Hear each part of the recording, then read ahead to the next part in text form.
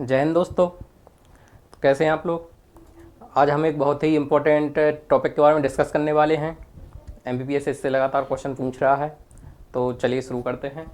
आज का जो हमारा टॉपिक होने वाला है वो है जेनेटिक डिसऑर्डर्स, यानी हिंदी में इसको क्या कहते हैं, अनुवांशिक रोग या अनुवांशिक विकार।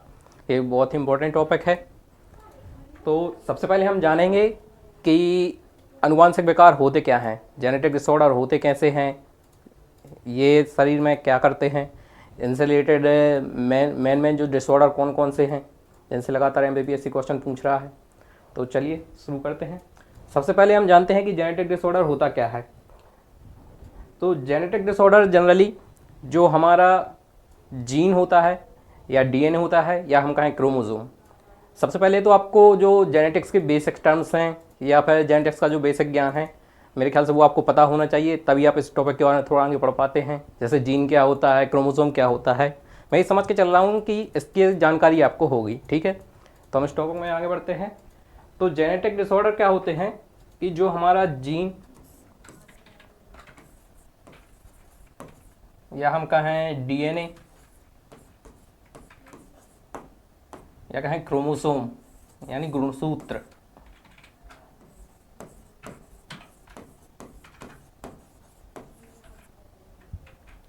जब हमारे जीन डीएनए या फिर क्रोमोसोम में कोई भी एबनॉर्मलिटीज आती है तो उसके कारण हमारे शरीर में कुछ डिसऑर्डर यानी बीमारियां पैदा होती हैं, जिनको हम क्या कहते हैं, जेनेटिक डिसऑर्डर कहते हैं। ठीक है, तो ये एबनॉर्मलिटीज आती कैसे हैं, इनका कारण क्या है। ये एबनॉर्मलिटी कई कारणों से आ सकती हैं, जैसे कि यदि ह्यूमन की बॉडी किसी भी रेडिएशन के संपर्क में आती है। ठीक है, क्या हो गया एक कारण इसका, रेडिएशन।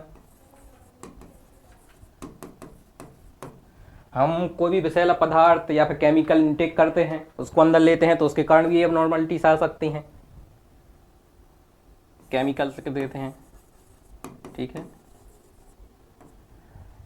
या फिर हमारा जो बॉडी की हमारी आंतरिक क्रिया है, जैसे जब हमारी सेल डिवीजन होता है, माइटोसिस और म्यूसिस की क्रिया होती है, उस दौरान भी कुछ एबनॉर्मलिटीज पैदा होती हैं, जिसके कारण से हमारे शरीर में जेनेटिक डिसऑर्डर्स आते हैं।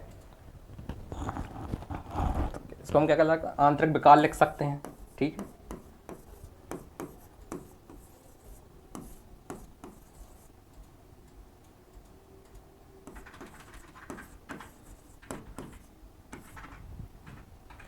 यानी हमारे क्रोमोसोम में अगर कोई एबनॉर्मलिटी आती है तो उस कारण से हमारे जो अनुवांशिक विकार हैं वो पैदा होते हैं। ठीक है, तो इन एबनॉर्मलिटी से होता क्या है, इन एबनॉर्मलिटी से जो हमारे डीएनए होता है या फिर हम कहें क्रोमोसोम होता है, उसमें म्यूटेशन होता है। क्या होता है, म्यूटेशन। म्यूटेशन आप लोग समझते होंगे, म्यूटेशन को हिंदी में क्या कहते हैं, उत्परिवर्तन।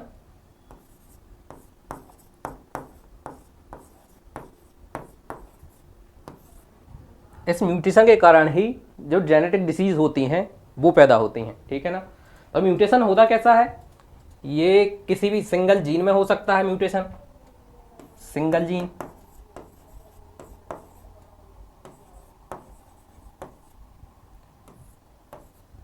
या फिर ये सिंगल जीन में ना हो तो मल्टीपल जीन में भी हो सकता है। ठीक है,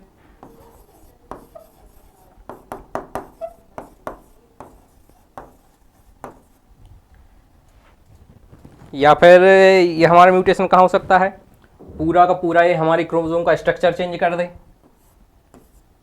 क्रोमोसोम के स्ट्रक्चर में कोई चेंज आ जाए, या फिर ये एबनॉर्मलिटीज कैसी हो कि क्रोमोसोम के नंबर में चेंज आ जाए।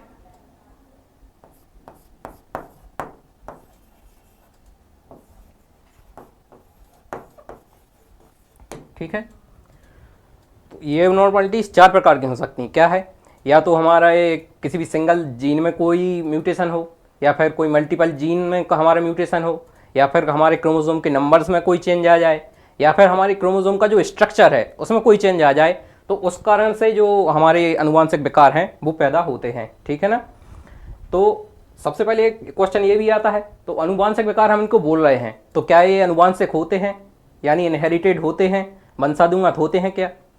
तो इसका आंसर है कि ये वंशानुगत हो भी सकते हैं और नहीं भी, ये डिसीज के ऊपर डिपेंड करता है।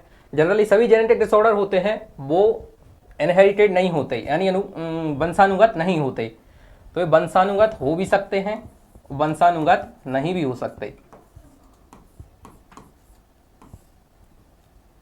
हो भी सकते हैं और नहीं भी हो सकते। ठीक है, हमने जान लिया कि जेनेटिक डिसऑर्डर होते क्या हैं। तो अभी हमारे शरीर में जो जेनेटिक डिसऑर्डर होता है, इसमें जो हमारे क्रोमोसोम में एबनॉर्मलिटीज आती हैं, इन एबनॉर्मलिटीज़ को हम जनरली दो प्रकार से पढ़ सकते हैं। ठीक है, ये एबनॉर्मलिटीज़ हमारी क्या होती हैं, दो प्रकार की एबनॉर्मलिटीज़ हमारे शरीर में आ सकती हैं। या तो कौन सी हो सकती है, स्ट्रक्चरल क्रोमोसोमल एबनॉर्मलिटी, यानी क्रोमोसोम के स्ट्रक्चर में यदि कोई परिवर्तन आए तो उसके कारण जो डिसऑर्डर होंगे। ठीक है, या फिर न्यूमेरिकल क्रोमोसोमल एबनॉर्मलिटीज, यानी क्रोमोसोम के नंबर में यदि कोई परिवर्तन आए तो उस कारण से जो एबनॉर्मलिटीज आती हैं, उस कारण से जो उत्परिवर्तन होता है, उससे जो हमारा आनुवंशिक विकार होते हैं। तो कैसे होते हैं, आइए समझते हैं। सबसे पहले हम जानते हैं कि स्ट्रक्चरल क्रोमोसोमल एबनॉर्मलिटीज कैसी होती हैं, कि गुणसूत्र के जो हमारा स्ट्रक्चर होता है उसमें परिवर्तन हो कैसे सकता है। ठीक है ना, गुणसूत्र आपने देखा होगा। तो स्ट्रक्चरल जो हमारी क्रोमोसोमल एबनॉर्मलिटीज है, इसको हम चार भाग में पढ़ते हैं। सबसे पहले डिलीशन, दूसरा है डुप्लीकेशन, तीसरा है इन्वर्सन और चौथा है ट्रांसलोकेशन। ये कैसे होते हैं, आइए समझते हैं हम आगे। सबसे पहले हम जानते हैं डिलीशन के बारे में, डिलीशन होता कैसे है। ठीक है, तो से हम एक एग्जांपल से समझते हैं।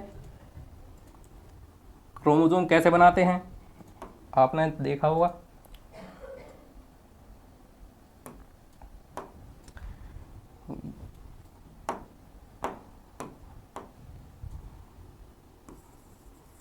ये क्या है, एक सेंट्रोमियर है। ठीक है, सेंट्रोमियर से दो इस प्रकार से हमारा क्रोमोसोम बनता है। ठीक है, क्रोमोसोम में क्या है, जीन का सीक्वेंस होता है, अलग अलग जो जीन्स रहते हैं वो सीक्वेंस में हमारे क्रोमोसोम में लगे रहते हैं। तो हम एग्जांपल लेके चलते हैं, यहाँ पर कोई जीन लगा हुआ है। ठीक है, A B and C, A B and C, ये इनकी लोकेशन है। यहाँ पर डी ई एंड एफ। ठीक है, तो यदि किसी कारण से क्या हो, ये जो हमारा क्रोमोसोम था, इसके किसी सेगमेंट का डिलीशन हो जाए। ठीक है, इसके सेगमेंट का क्या हो जाए, डिलीशन हो जाए, यानी वो डिलीट हो जाए। कैसे, जैसे यहाँ पर जो हमारा पहला क्रोमोसोम है उसमें जो जीन्स का सीक्वेंस है वो क्या है, यहाँ पर ऊपर ए बी सी और नीचे डी ई एफ है। ठीक है, यहाँ पर मान लो सेम ही रहा, ए बी एंड सी। ठीक है, लेकिन यहाँ से एक सेगमेंट जो हमारा है वो डिलीट हो गया। ठीक है, यहाँ पर जो हमारे जो जीन का नाम क्या था, एफ नाम था, वो हमारा यहाँ से क्या हो गया, डिलीट हो गया।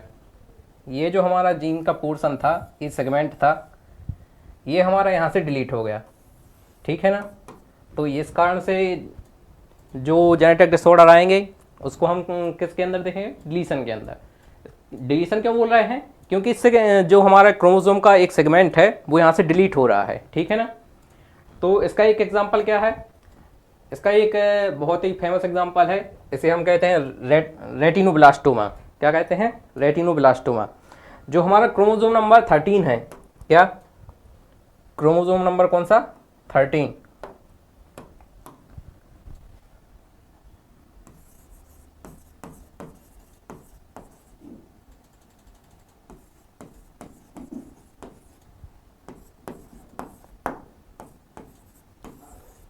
तो क्रोमोसोम नंबर 13 का एक सेगमेंट डिलीट हो जाता है, उस कारण से हमारे शरीर में क्या है, रेटिनोब्लास्टोमा नाम की एक बीमारी होती है। एग्जाम्पल आपको याद रखना है, एनसीईआरटी में दिया हुआ है। ठीक है ना, रेटिनोब्लास्टोमा कौन सा क्रोमोसोम नंबर है, क्रोमोसोम नंबर 13। क्या होता है इसमें, हमारे क्रोमोसोम होता है उसके किसी एक सेगमेंट का क्या होता है, वो डिलीट हो जाता है। उस सेगमेंट के डिलीट होने से क्या है, आनुवंशिक विकार पैदा होते हैं। उनमें से एक विकार कौन सा है, रेटिनोब्लास्टोमा। ठीक है ना, एक इस कारण से होता है क्योंकि क्रोमोसोम नंबर जो हमारा 13 होता है उसका एक सेगमेंट क्या हो जाता है, डिलीट हो जाता है। ठीक है ना, अगला जो हमारा टाइप है स्ट्रक्चरल क्रोमोसोमल एबनॉर्मलिटीज का, उसको हम बोलते हैं डुप्लीकेशन। ये भी नाम से समझ में आ रहा है कि अपना क्या होगा, इसमें कोई भी जो डीएनए का सेगमेंट होगा वो डुप्लीकेट हो जाएगा। कैसे, आइए समझते हैं एक अपन पिक्चर के माध्यम से। जैसे ये हमारा कोई क्रोमोसोम था,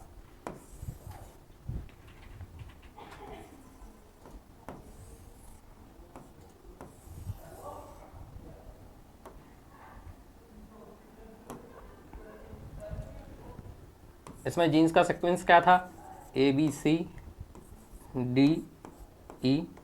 एंड F।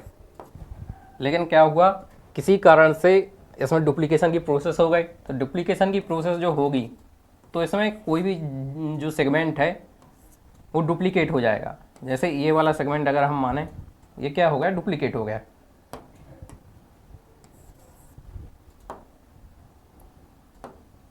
तो इससे क्या होगा, क्रोमोसोम की जो लंबाई है वो क्या होगी, बढ़ जाएगी। लेकिन डिलीशन में क्या होगा, क्रोमोसोम की लंबाई क्या हो जाती है, कम हो जाती है। उसकी एक आर्म की लंबाई क्या हो जाती है, कम हो जाती है। लेकिन डुप्लीकेशन में जो हमारा ये वाला पोर्शन हम देख रहे हैं, जो हमारा डी नंबर का जीन था वो क्या हो गया, डुप्लीकेट हो गया। उस कारण से क्या हुआ, जो हमारे जीन की एक जीन का जो हमारा एक आर्म थी उसकी लंबाई क्या होती है, बढ़ जाती है। ठीक है। तो डुप्लीकेशन में क्या होता है, जीन जो हमारा क्रोमोसोम होता है उसके किसी एक सेगमेंट का डुप्लीकेशन हो जाता है। ठीक है। इससे रिलेटेड एक फेमस डिसऑर्डर है उसको हम क्या कहते हैं, Charcot Marie Tooth disease. Charcot Marie Tooth disease, इसका भी नाम आपको याद रखना है, एनसीईआरटी में एग्जाम्पल दिया हुआ है, चारकोट मैरी टूथ डिसीज। ये किस कारण से होती है, तो हमारा जो क्रोमोसोम नंबर कौन सा होता है इसमें, 17, क्रोमोसोम नंबर 17। क्रोमोसोम नंबर जो 17 होता है उसके एक सेगमेंट का क्या हो जाता है, डुप्लीकेशन हो जाता है। उस कारण से कौन सा डिसऑर्डर पैदा होता है, तो उसको हम क्या बोलते हैं, चारकोट मैरी टूथ डिसीज। अगला टाइप इसका देखते हैं। अगला टाइप इसका है इन्वर्जन। इन्वर्जन का मतलब होता है उल्टा होना। उल्टा कैसे होते हैं, देखिए आइए समझते हैं कि अपन पिक्चर के माध्यम से। तो जैसे हमारा यहाँ पर एक क्रोमोसोम है, ठीक है,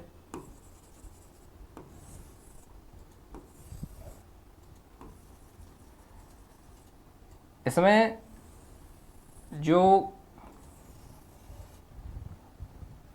क्रोमोसोम का स्ट्रक्चर है इसमें तो कोई चेंज नहीं आता, मतलब स्ट्रक्चर में चेंज आता है लेकिन उस तरीके से नहीं आता जैसे हमने डुप्लीकेशन और डिलीशन में देखा था। डिलीशन में हमने क्या देखा था, जो क्रोमोसोम की साइज थी वो क्या हो रही थी, छोटी हो रही थी। क्यों, क्योंकि उसमें से एक सेगमेंट डिलीट हो रहा था। और डुप्लीकेशन में हमने क्या देखा था कि डुप्लीकेशन में क्रोमोसोम का एक सेगमेंट है उसमें जीन्स की संख्या बढ़ रही थी, डुप्लीकेट हो रही थी। तो उस कारण से जो हमारा क्रोमोसोम की लंबाई थी वो क्या हो रही थी, बढ़ रही थी। लेकिन इसमें क्या है, क्रोमोसोम की लंबाई तो सेम रहती है लेकिन उसमें जो जीन का सीक्वेंस रहता है वो आपस में इन्वर्स हो जाता है, यानी उल्टा हो जाता है। कैसे, जैसे यहाँ पर ये हमारा क्रोमोसोम है, इसमें मान लो हमारे जीन्स का सीक्वेंस क्या है, यहाँ पर ए जीन है, यहाँ पर बी जीन है, यहाँ पर सी जीन है, यहाँ पर डी जीन है, यहाँ पर ई जीन है, यहाँ पर एफ, ये हमारा सीक्वेंस है। लेकिन किसी कारण से यदि क्रोमोसोम में क्या हो जाए, इन्वर्जन हो जाए, तो इसमें जीन्स का सीक्वेंस क्या हो जाएगा, मतलब ये हमारा ये वाला सेगमेंट वैसा का वैसा रहा, लेकिन ये वाला जो हमारा बीच का सेगमेंट था वो आपस में क्या हो गया, इन्वर्स हो गया। तो यहाँ पर सीक्वेंस क्या हो जाएगा,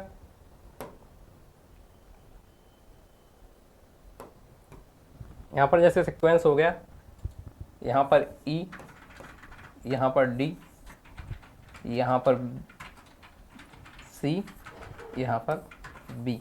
ठीक है। तो जैसा आप देख रहे हैं हमारा जो इस पहले जो हमारा नॉर्मल क्रोमोसोम था उसमें जो जीन्स का सीक्वेंस था वो क्या था, A B C D E and F. ठीक है। लेकिन इन्वर्सन के कारण जो हमारा जीन्स का जो सीक्वेंस था वो क्या हो गया, A E D and C B and F. ठीक है। तो इस कारण से जो मेनली एक डिसीज जो हम पढ़ते हैं एनसीईआरटी में जो एग्जांपल दिया हुआ है वो दिया है RCAD सिंड्रोम, RCAD सिंड्रोम। ठीक है। इसका फुल फॉर्म हम क्या देखें, RCAD का फॉर्म देखें तो इसको हम कहते हैं रीनल सिस्ट एंड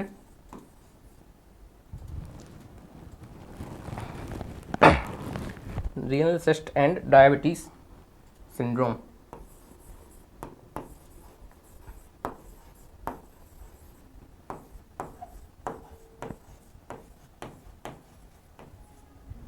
क्या बोलते हैं इसको? RCAD सिंड्रोम का फुल फॉर्म क्या है? Renal cyst and diabetes syndrome. ये किस कारण से होता है? तो ये भी जो हमारा क्रोमोसोम नंबर 17 होता है, क्रोमोसोम नंबर 17, उसमें इन्वर्जन के कारण हमारा कौन सा डिसऑर्डर पैदा होता है? RCAD syndrome, renal cyst and diabetes syndrome. जो हमने इससे पहले डुप्लीकेशन का एग्जांपल देखा था, उसमें कौन सा डिसऑर्डर हमने देखा था? Charcot Marie Tooth disease. वो भी कौन से क्रोमोसोम नंबर पे हो रही थी? 17 नंबर के, ठीक है। लेकिन वो किस कारण से हो रही थी? 17 नंबर का जो एक सेगमेंट था वो डुप्लीकेट हो रहा था, तो उस कारण से कौन सी डिसीज हो रही थी? Charcot Marie Tooth disease. लेकिन यदि 17 नंबर के क्रोमोसोम में क्या हो जाए, उसके जो सेगमेंट हैं उसका आपस में सेगमेंट आपस में चेंज हो जाए, यानी बदल जाए, उल्टे हो जाए, इन्वर्जन हो जाए उनका, तो उससे कौन सी डिसीज होती है? RCAD syndrome. कौन सा? RCAD syndrome, renal cyst and diabetes syndrome, ठीक है। अगला इसका टाइप देखते हैं।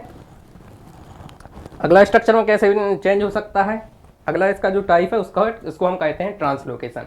ट्रांसलोकेशन का हिंदी में मीनिंग होता है स्थानांतरण। स्थानांतरण मतलब इसका स्थान का में एक स्थान से दूसरे स्थान पर परिवर्तन हो जाना, ठीक है। ये कैसे होता है? देखें, जो हमारा ट्रांसलोकेशन होता है इसे हम दो टाइप में पढ़ते हैं। ट्रांसलोकेशन कितने प्रकार से हो सकता है? दो प्रकार से। एक रेसिप्रोकल ट्रांसलोकेशन और दूसरा होता है रॉबर्टसन ट्रांसलोकेशन, ठीक है। ये कैसे होता है हम देखते हैं, एग्जाम्पल के माध्यम से फिर से समझते हैं। एक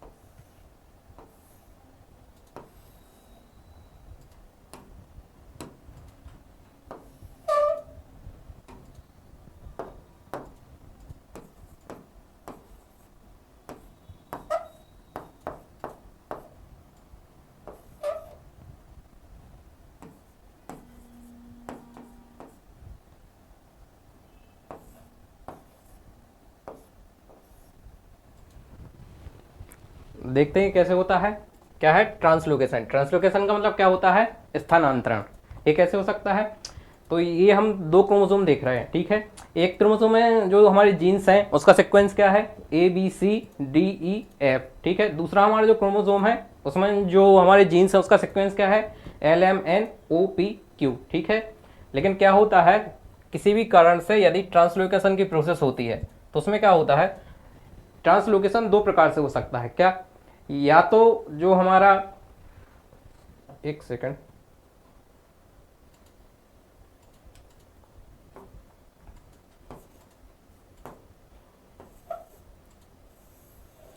कैसे? या तो जो हमारा सीक्वेंस है क्या है, वो जो हमारे दो क्रोमोसोम हैं, या तो वो एक क्रोमोसोम का सेगमेंट डिलीट होकर किसी दूसरे जो हमारा क्रोमोसोम होता है उसमें जाके जुड़ जाए, या फिर क्या हो सकता है कि जो हमारे दो दो क्रोमोसोम हैं उसके जो सेगमेंट हैं वो आपस में इंटरचेंज हो जाएं। कैसे? जैसे ये दो हमारे क्रोमोसोम हैं, इसमें जो हमारे सीक्वेंस हैं यहाँ पर हम F और Q को देखते हैं, ठीक है ना। इस वाली कंडीशन में क्या हुआ, ये जो Q और D वाला जो सेगमेंट था क्रोमोसोम का, ये आपस में क्या हो गया? इंटरचेंज हो गया, ठीक है ना। लेकिन दोनों क्रोमोसोम में जो साइज थी उसमें कोई अंतर नहीं आया, लेकिन ठीक है ना। लेकिन यदि क्या हो कि हमारा जो क्रोमोसोम था उसमें यदि जो जीन्स का सीक्वेंस है इसमें ये पूरा सीक्वेंस सेम है, लेकिन ये एक्स्ट्रा एक सेगमेंट आके इसमें क्या हो गया? जुड़ गया, ठीक है ना। तो इस प्रकार से दो टाइप में डिवाइड हो जाता है। पहला हमारा क्या है? रेसिप्रोकल। रेसिप्रोकल में क्या हो जाता है कि जो हमारा क्रोमोसोम होता है उसके सेगमेंट जो रहते हैं आपस में इंटरचेंज हो जाते हैं, तो उसको हम क्या बोलते हैं? Reciprocal translocation. और इसका एग्जांपल क्या है? बर्केट्स लिम्फोमा, ठीक है ना। बर्केट्स लिम्फोमा नाम की एक डिसीज है, ये किस कारण से होती है? रेसिप्रोकल ट्रांसलोकेशन की वजह से। लेकिन रॉबर्टसन ट्रांसलोकेशन में क्या होता है कि किसी भी क्रोमोसोम का जो सेगमेंट होता है वो दूसरे क्रोमोसोम में जाके जुड़ जाता है, तो उसकी जो लेंथ होगी वो क्या होगी? बढ़ जाएगी, ठीक है ना। जैसे यहाँ पर हम देख रहे हैं Q नंबर का जो सेगमेंट था, जीन था, वो आके इस वाले क्रोमोसोम में जुड़ गया, ठीक है। लेकिन जो यहाँ से ये डिलीट होगा, ठीक है ना, जिस क्रोमोसोम से डिलीट होगा, इसमें कौन सी प्रोसेस होगी? इसमें डिलीशन वाली प्रोसेस होगी। तो डिलीशन वाला जो सेगमेंट था वो दूसरे दूसरे क्रोमोसोम में जाके जुड़ जाए, तो वहां पर क्या होता है? रॉबर्टसन ट्रांसलोकेशन होता है। क्या होता है? रॉबर्टसन ट्रांसलोकेशन होता है। इस प्रकार से हमने स्ट्रक्चरल क्रोमोसोमल एबनॉर्मलिटीज थी उसके चारों टाइप देख लिए हैं। एक बार हम रिवाइज कर लेते हैं कौन कौन से टाइप देखे हमने। सबसे पहले कौन सा देखा? डिलीशन। डिलीशन में क्या होता है कि जो हमारा क्रोमोसोम का एक सेगमेंट रहता है वो डिलीट हो जाता है, ठीक है ना। तो इसका एग्जाम्पल हमने क्या देखा था? इसका हमने एग्जाम्पल देखा था रेटिनोब्लास्टोमा। ये किस कारण से होता है? जो हमारा क्रोमोसोम नंबर 13 होता है उसका सेगमेंट एक क्या होता है? डिलीट हो जाता है। दूसरा हमने इसका टाइप देखा था डुप्लीकेशन देखा था। डुप्लीकेशन में क्या होता है? क्रोमोसोम का एक जो सेगमेंट हो जाता है वो अपने आप को क्या कर लेता है? डुप्लीकेट कर लेता है, अपनी एक रिप्लिका बना लेता है। तो इससे क्या होता है? इसमें भी क्रोमोसोम क्या होती है? लेंथ बढ़ जाती है, ठीक है ना। इसका हमने एग्जांपल क्या देखा था? इसका हमने एग्जांपल देखा था चारकोड-मेरी-टूथ डिसीज। ये किस कारण से होता है? ये हमारा 17th नंबर का जो क्रोमोसोम होता है उसका सेगमेंट का डुप्लीकेशन के कारण होता है, ठीक है। तीसरा हमने इसका टाइप देखा था इन्वर्जन। इन्वर्जन में क्या होता है? जो क्रोमोसोम के सेगमेंट थे वो आपस में इंटरचेंज हो जाते हैं, अपनी जो जीन्स की पोजीशन होती है वो आपस में क्या हो जाती है? बदल जाती है, ठीक है ना। इसका हमने एग्जांपल क्या देखा था? रीनल असिस्टेंट डायबिटीज सिंड्रोम देखा था। ये किस कारण से होता है? ये भी 17th नंबर का जो क्रोमोसोम होता है उसमें इन्वर्जन की प्रोसेस होती है, जिस कारण से RCAD सिंड्रोम होता है। और चौथा हमने क्या देखा? ट्रांसलोकेशन देखा। ट्रांसलोकेशन के हमने दो टाइप देखे, एक रेसिप्रोकल देखा, दूसरा रॉबर्टसन देखा। रेसिप्रोकल में क्या होता है कि जो दो क्रोमोसोम के जो सेगमेंट रहते हैं वो आपस में ही इंटरचेंज हो जाते हैं, ठीक है ना। और दूसरा टाइप हमने रॉबर्टसन देखा। रॉबर्टसन में क्या होता है? जो हमारे क्रोमोसोम का एक सेगमेंट रहता है वो किसी दूसरे क्रोमोसोम में जाके जुड़ जाता है, ठीक है ना। इसके हमने एग्जांपल क्या देखा? बर्केट्स लिम्फोमा। क्या? बर्केट्स लिम्फोमा। अच्छा, ये बर्केट्स लिम्फोमा जो होता है ये हमारा जो क्रोमोसोम नंबर 8 और 14, 18 और 14, क्रोमोसोम नंबर 8 एंड 14, इसके जब सेगमेंट आपस में इंटरचेंज हो जाते हैं तो उस कारण से कौन सी डिसीज होती है? बर्केट्स लिम्फोमा, ठीक है। इस प्रकार हमने अपनी जो स्ट्रक्चरल क्रोमोसोमल एबनॉर्मलिटीज थी उनको कंप्लीट कर लिया है। अब इसके बाद हम देखते हैं क्या? Numerical chromosomal abnormalities. कौन सी?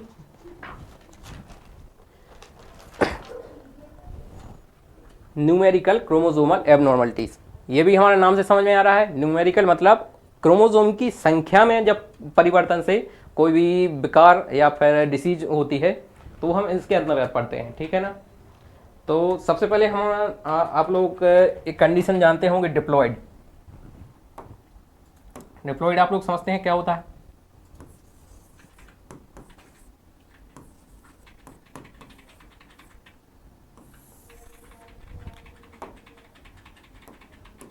आपने पढ़ा हो कि हमारे अंदर जो क्रोमोसोम की संख्या होती है वो क्या होती है? डिप्लॉयड होती है। डिप्लॉयड मतलब टू सेट्स ऑफ क्रोमोसोम्स। इसका मीनिंग क्या है? Two sets of chromosome.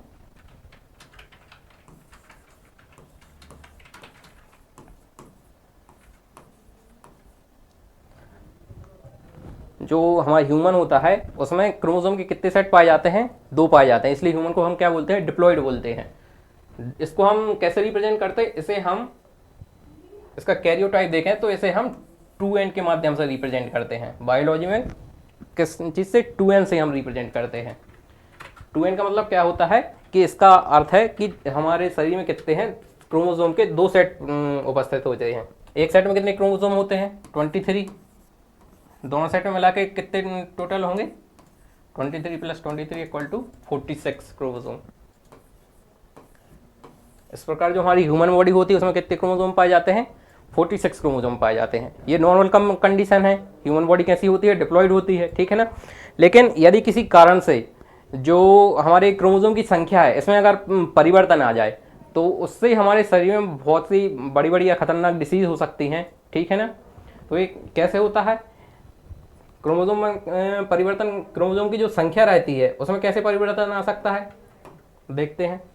इसमें या तो एक कंडीशन हमारी बनती है मोनोसोमी की। कौन सी? मोनोसोमी।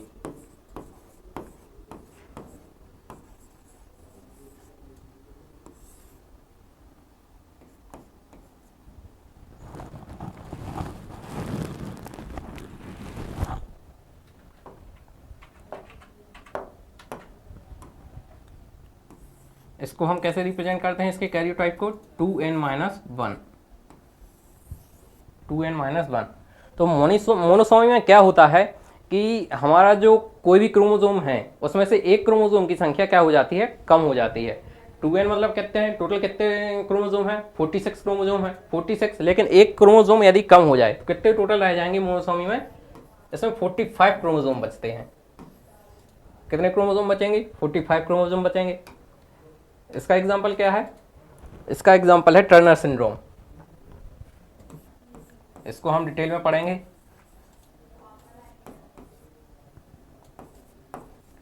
टर्नर सिंड्रोम क्या होता है? टर्नर सिंड्रोम में जो हमारा एक्स क्रोमोसोम होता है, यानी सेक्स क्रोमोसोम में जो एक्स टाइप का जो क्रोमोसोम होता है उसमें एक एक्स क्रोमोसोम जो रहता है वो क्या रहता है? किसी भी कारण से जो हमारा जाइगोट बनता है उसमें नहीं जा पाता है, तो उससे एक एक्स क्रोमोसोम के कम होने से क्या होता है? टर्नर सिंड्रोम होता है। इसको हम क्या बोलते हैं? मोनोसोमी बोलते हैं, ठीक है। दूसरी इसकी कंडीशन क्या बनती है? दूसरी इसकी कंडीशन बनती है ट्राइसोमी की।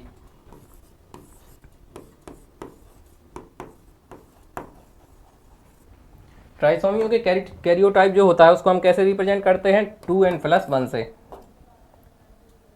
कैसे रिप्रेजेंट करेंगे? 2n+1। इसमें क्या हो रहा है? कोई भी क्रोमोसोम क्या हो रहा है? उसकी ट्राइसोमी हो रही है। मतलब जैसे क्रोमोसोम जो रहते हैं वो हमारे पेयर में पाए जाते हैं, 2 रहते हैं। ट्राइसोमी का क्या अर्थ होगा कि जो क्रोमोसोम 2 थे वो 2 से कितने हो जाएं? 3 हो जाएं। यदि कोई क्रोमोसोम 2 से 3 हो जाए तो उसको क्या बोलते हैं? ट्राइसोमी बोलते हैं। तो इसमें हमारे जो क्रोमोसोम की टोटल संख्या कितनी हो जाएगी? 47 हो जाएगी। एक क्रोमोसोम आके जुड़ गया, ठीक है ना। तो इसमें क्रोमोसोम की संख्या कितनी हो जाएगी? 47 हो जाएगी। इसका एक बेस्ट एग्जाम्पल क्या है? डाउन सिंड्रोम, जो कि आपसे एग्जाम्पल पूछा भी गया था। डाउन सिंड्रोम किस कारण से होता है?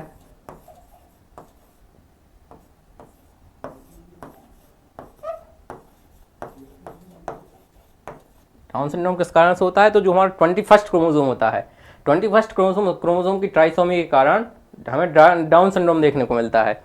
यानी जो हमारा क्रोमोसोम है वो पेयर में पाए जाते हैं, ठीक है ना, लेकिन किसी कारण से उसमें आके एक और क्रोमोसोम जुड़ जाए तो 2 पेयर की जगह टोटल क्रोमोसोम कितने हो जाएंगे, 3 हो जाएंगे। तो 21st क्रोमोसोम की ट्राइसोमी की वजह से क्या होता है, डाउन सिंड्रोम हो जाता है। तो पहली हमारी कंडीशन कौन सी हो गई, मोनोसोमी। दूसरी हमारी कंडीशन कौन सी हो गई, ट्राइसोमी, ठीक है ना। एक कंडीशन और होती है जो ह्यूमन में जनरली देखने को नहीं मिलती, लेकिन इसको हम क्या बोलते हैं, पॉलीप्लॉइडी बोलते हैं।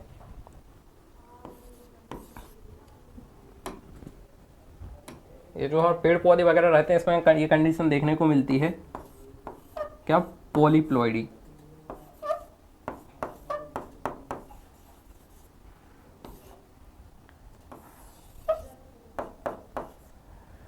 पॉलीप्लॉइडी को आप याद रखेंगे, जो हमने 2 कंडीशन देखी, एक मोनोसोमी देखी, एक ट्राइसोमी देखी। इसमें क्या हो रहा था, कोई भी क्रोमोसोम का नंबर बढ़ रहा था या फिर किसी क्रोमोसोम का नंबर कम हो रहा था।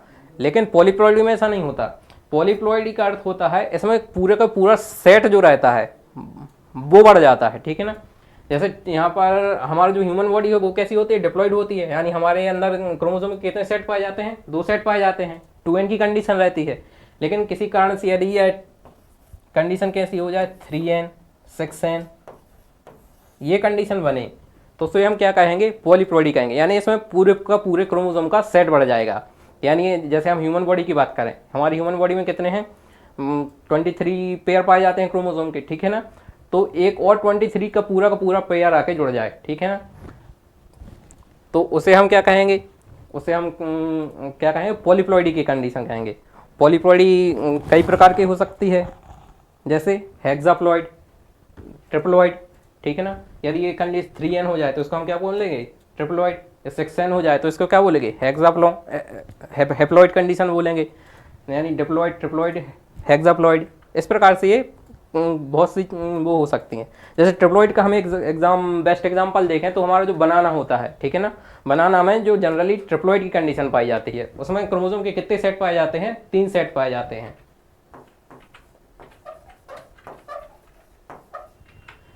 ऐसी एक आर्टिफिशियल क्रॉप है, कौन सी, उसे हम ब्रेड व्हीट बोलते हैं, जो कि जो हमारा गेहूं जो ब्रेड बनाने में जो काम आता है ना, वो एक आर्टिफिशियल क्रॉप है, ब्रेड व्हीट उसको बोलते हैं। उसमें 6n की कंडीशन पाई जाती है। क्या है इसका एग्जांपल, ब्रेड व्हीट।